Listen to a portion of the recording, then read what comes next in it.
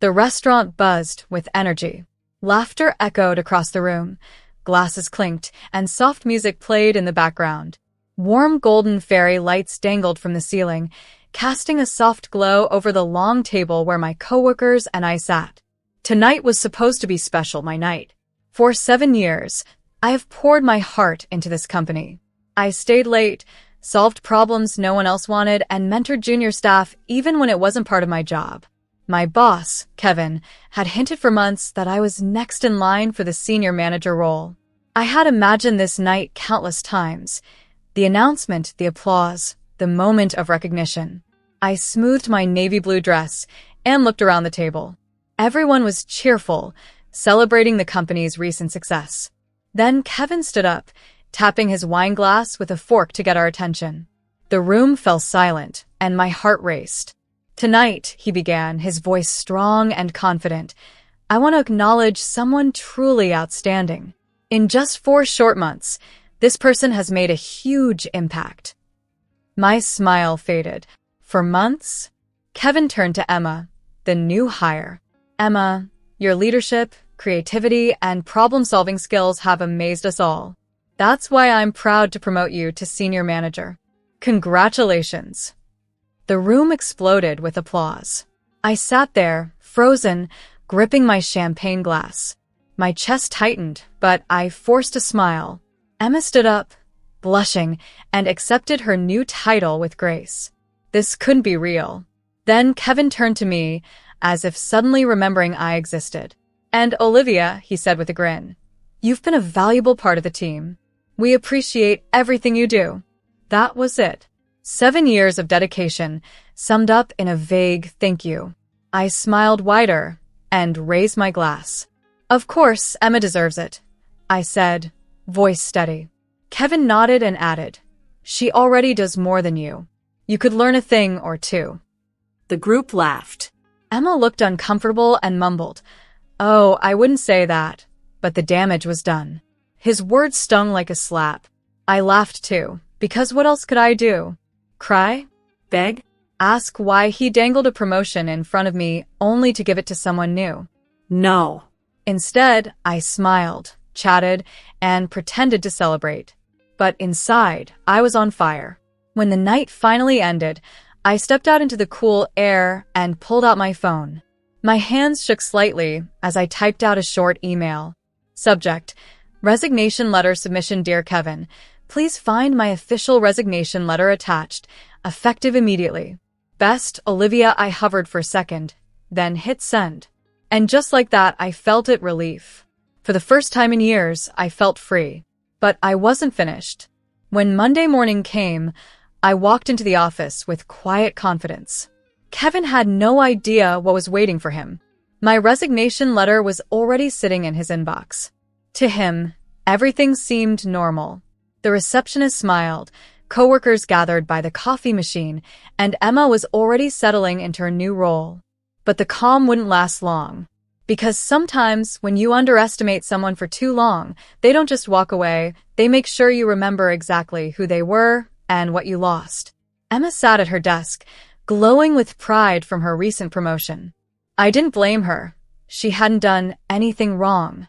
The real issue sat behind the glass walls of the corner office. Kevin, the man who had fed me lies for months. He made me believe I was valued, important, and next in line. But when the moment came, he discarded me like I meant nothing. I didn't rush. I calmly placed my bag beside my desk and powered up my computer, letting the usual routine settle me. I knew he'd come to me, and right on cue, his office door flew open. Olivia. My office. Now. The floor went still. Heads turned. Whispers stopped mid-sentence. No one had ever heard Kevin sound like that, urgent, confused, almost desperate. I stood slowly, smoothed out my blouse, and walked into his office. The door clicked shut behind me. He was already at his desk, my resignation letter printed, and waiting in front of him. His eyes searched mine, trying to read me like a puzzle he couldn't solve. "You're leaving?" he asked, disbelief dripping from his voice. "Yes," I replied, calmly sitting across from him. "Effective immediately." "But why?" "This is out of nowhere. We didn't even talk about it. I let out a quiet laugh. We didn't talk about Emma's promotion either. Yet here we are. His jaw clenched. Olivia, that wasn't personal. She just outperformed you. She's been here 4 months, I said, tilting my head slightly. But sure, if that's what you believe. He leaned forward. You know I appreciate you, right? You've been a key part of this team for 7 years. I don't want to lose you. I stared at him, letting his words hang in the air. You don't want to lose me? I repeated, raising an eyebrow. But you had no problem overlooking me. No issue laughing at me during a party that was supposed to be for my promotion. And you certainly had no problem telling me to take notes from someone who's barely finished onboarding. His confidence cracked slightly. He ran a hand through his hair. Look, maybe I made a mistake. Maybe I didn't handle it right. But quitting like this? It's rash, Olivia. Emotional. I smiled, but it didn't reach my eyes. I sent that email Friday night, Kevin. If this was just emotion, I would have walked out right then. But I didn't. I stayed. I planned. And now I'm leaving on my terms. His hand curled into a fist on the desk. He wasn't used to losing. So, what's your plan? He asked sharply. Going to a competitor? Don't forget, we have non-compete agreements. I laughed softly. Oh, I'm not going to a competitor. He blinked. Then what? I stood. While you were busy ignoring my work, someone else wasn't. His eyes narrowed. What are you talking about? I took a breath, savoring the moment. Remember Matthew Evans? The CFO you pushed out last year? Kevin stiffened. Of course, he remembered. Matthew had been one of the company's strongest leaders until he and Kevin clashed one too many times. Well, I continued. He reached out a few months ago. He's building something new. His firm. He offered me the role of director of operations. Kevin's mouth parted slightly, but no words came out. I turned him down at first, I added. Out of loyalty to this place. To you. But Friday night changed everything. I called him right after the party. And he offered the position again, I said. This time, I accepted. Silence. Pure, stunned silence. Kevin looked at me like his brain had just crashed, struggling to absorb what I'd said. You're leaving for Matthew's company? He finally asked, his voice strained. I start next Monday. I replied with quiet certainty. He opened his mouth to speak, then shut it again. After a heavy breath, he leaned forward. Olivia, be reasonable. This company has been your home for 7 years. We can fix this. Let's just talk. I don't want to talk, I said smoothly, cutting him off. There's nothing left to discuss. My decision is final. His jaw clenched. You know you won't be able to come back. I smiled, calm and unshaken. I won't need to. Then I turned and walked to the door. Just before stepping out, I paused and looked back over my shoulder. You know, Kevin, it's funny how people only realize someone's value after they're already walking away. And with that, I closed the door behind me, leaving him alone with the mess he created. It felt amazing. When I stepped out of his office, the entire floor was quiet. The usual Monday hum had vanished. Conversations had stopped.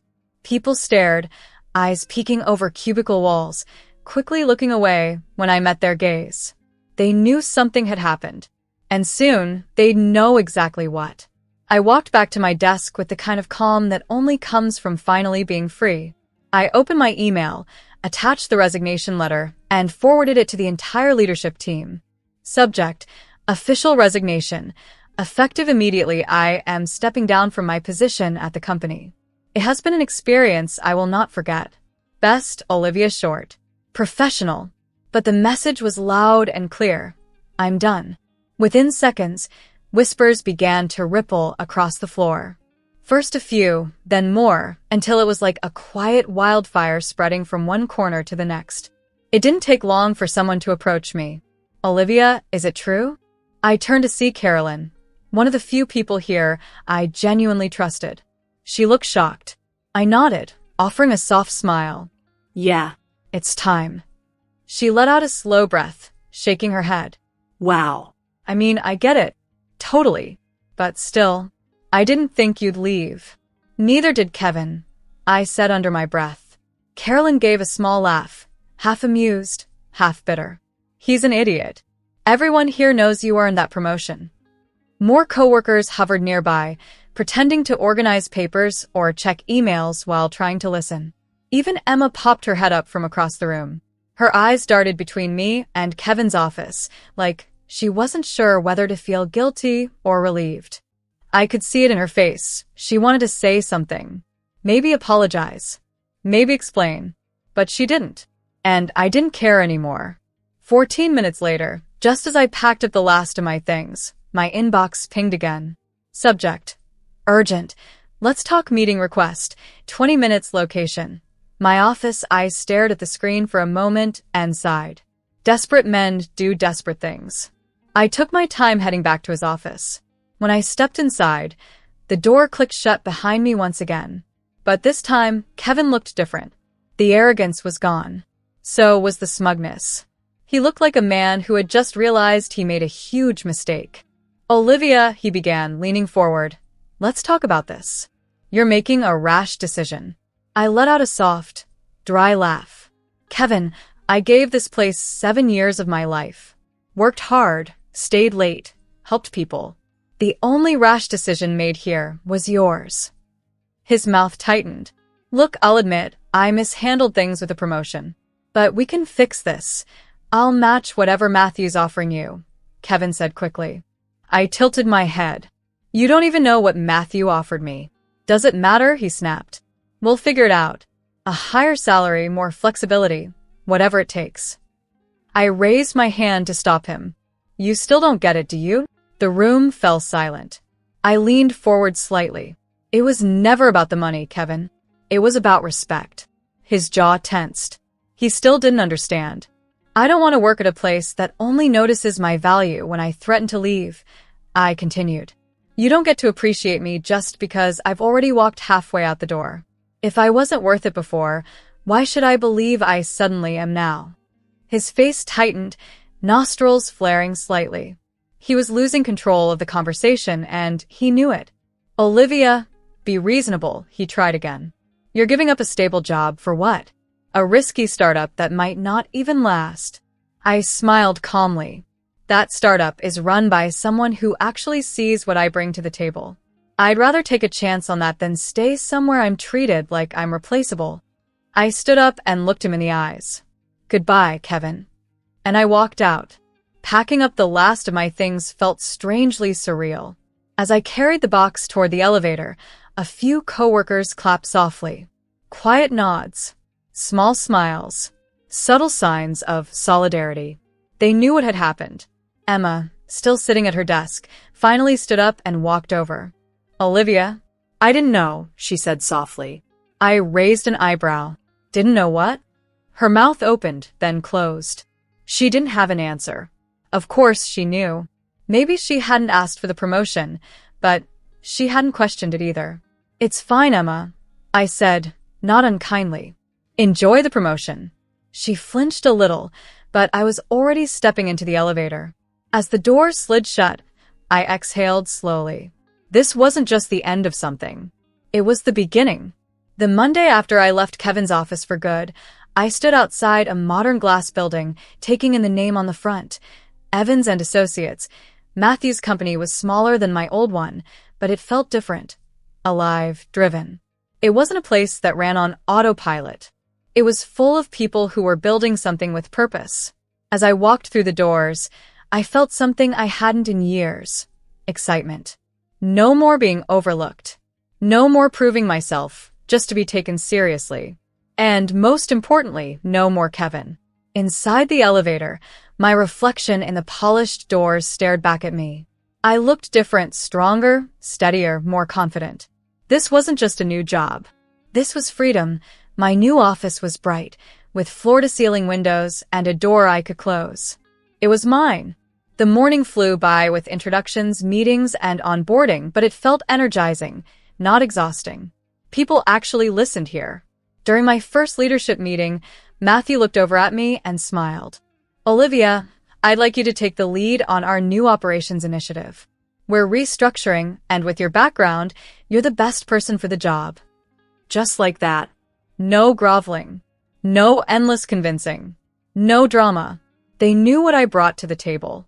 I nodded, keeping my voice calm. I'd love to. Around the table, I caught a few approving smiles. Matthew gave me a short nod like this was exactly what he expected me to say. This was how it should be. No politics. No games. Just trust and respect. The first sign that Kevin's world was cracking came just 3 days after I left. My phone buzzed with a message from Carolyn. Carolyn, OMG Olivia, Kevin is losing it. Since you left, it's chaos. I smirked. Of course it was, but I kept reading. Carolyn, he had to call an emergency meeting. Nobody knows how to handle half the things you used to do. Turns out Emma doesn't do more than you. She doesn't even know what she's doing. I laughed out loud. Of course. Kevin had overestimated Emma and completely underestimated me. He thought I was replaceable. Now he was learning the hard way that I wasn't. Another message popped up. Carolyn, oh, and get this. 5 clients have already reached out asking for you, by name. They're not happy you left. A slow wave of satisfaction washed over me. After years of being overlooked and dismissed, Kevin was finally feeling the fallout of his own choices. Some people, as it turns out, can't just be replaced. That afternoon, I was deep in a strategy review in my new office when my assistant appeared at the door. Olivia, you've got a call on line 1. A company called Robinson and Company. They said they used to work with you and want to discuss moving their account. I blinked. Robinson and Company was one of the biggest clients at my old firm. Put them through, I said calmly, though my heart thudded in my chest. A moment later, a familiar voice came through the line. Olivia, said Jeffrey Robinson, his tone warm and familiar. I heard you've joined Evans and Associates. Let's talk. I leaned back in my chair, a slow smile spreading across my face. Of course, Jeffrey. What can I do for you? By the end of the week, 5 of my old company's top clients had reached out to me, all of them saying the same thing. It's not the same since you left. We don't feel like we're in good hands anymore. If you're leading operations at Evans and Associates, we want in. And one by one, they moved their business. I wasn't trying to steal clients. I didn't have to. They came to me on their own because they trusted me, not the company I used to work for. And Kevin? He was spiraling. Carolyn kept the updates coming. Carolyn, Emma's drowning. She's not ready for the role at all. I heard Kevin yelling at the exec team behind closed doors this morning. Now the board's angry. Investors are furious about the client losses. They're putting pressure on him to fix this, fast. I could imagine his face, red, stressed, panicking. And the best part? I wasn't even doing anything to him. I was just succeeding somewhere else. That Friday, just as I was shutting down for the day, my phone buzzed with a new email. From Kevin, subject, a proposal, Olivia. I'd like to have a conversation. I believe we can come to a mutually beneficial arrangement if you're open to it. Let's schedule a meeting next week to discuss options. Looking forward to your response. I leaned back in my chair and let out a quiet laugh.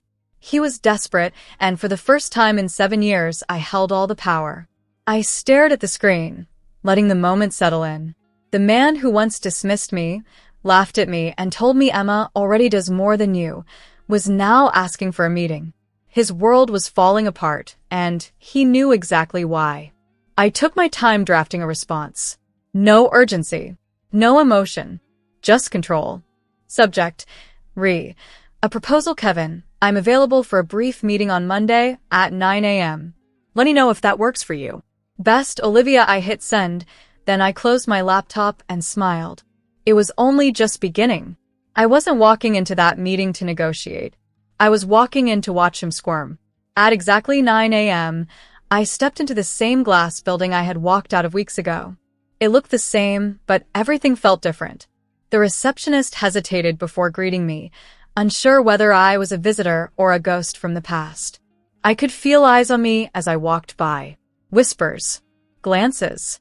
Everyone knew why I was there, and then I stepped into Kevin's office. He looked awful. Dark circles under his eyes, fidgeting fingers tapping on the desk. The arrogant man who once dismissed me was gone, replaced by someone who looked worn down and nervous. "Thanks for coming in," he said, forcing a tight smile. I sat down, calm and composed. I crossed my legs, folded my hands in my lap, and said, "Of course. What's on your mind?" He exhaled, trying to steady himself, and leaned forward. "I won't waste your time. We need you back, Olivia." I didn't say a word. I let the silence sit. Let the weight of his words settle in the space between us. "I underestimated your role here. I'll admit that. But we can fix this," he went on. "If you return, I'm prepared to offer a substantial raise, a senior executive title, and full authority over your department." He sat back like he'd just laid out the deal of the century, waiting for me to be impressed. I wasn't. I tilted my head slightly. "So let me get this straight. You had 7 years to recognize my value, 7 years to promote me, 7 years to respect the work I did. And instead, you gave the job to someone with 4 months of experience, then told me to take notes." I paused, letting the truth hang in the air. "And now that the company's bleeding clients and falling apart, you're suddenly offering me what I should have had all along?" Kevin's jaw tightened. "Olivia, come on." I raised a hand and cut him off. "Let me ask you something. If I never left, would you be offering me this now? Would this promotion be out of appreciation, or just desperation because you're losing control?" He didn't answer. He didn't need to. I saw it in his eyes. The truth he couldn't admit. He never saw my worth until it cost him everything. I let out a soft laugh. "That's what I thought." His calm cracked. "Olivia, be smart. You have history here. A future. Do you want to throw away all the years you put into this company?" I stood up, brushing my blazer smooth. I leaned in just slightly. "No, Kevin. You still don't get it. I'm not the one who needed this company. You needed me. And now you're finally realizing that." His face darkened, but I saw it. The panic behind his eyes. The fear of what he'd lost. Of what he couldn't get back. I turned and walked to the door. Just before stepping out, I paused and glanced over my shoulder. "You should take notes, Kevin," I said softly, echoing the words he once threw at me. "Maybe next time, you'll learn to value the people who keep your company running." Then I walked out, and this time I didn't look back. At Evans and Associates, things were better than ever. Our client list had nearly doubled. More and more companies were leaving Kevin's sinking ship and coming to us instead. We were growing fast and solid.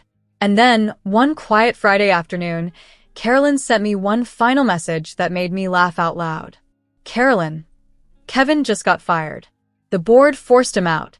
They couldn't recover from all the client losses." I leaned back in my chair, sipping my coffee. Perfect. Kevin had thought I was the replaceable one. Turns out it was him all along. And me? I was exactly where I was always meant to be.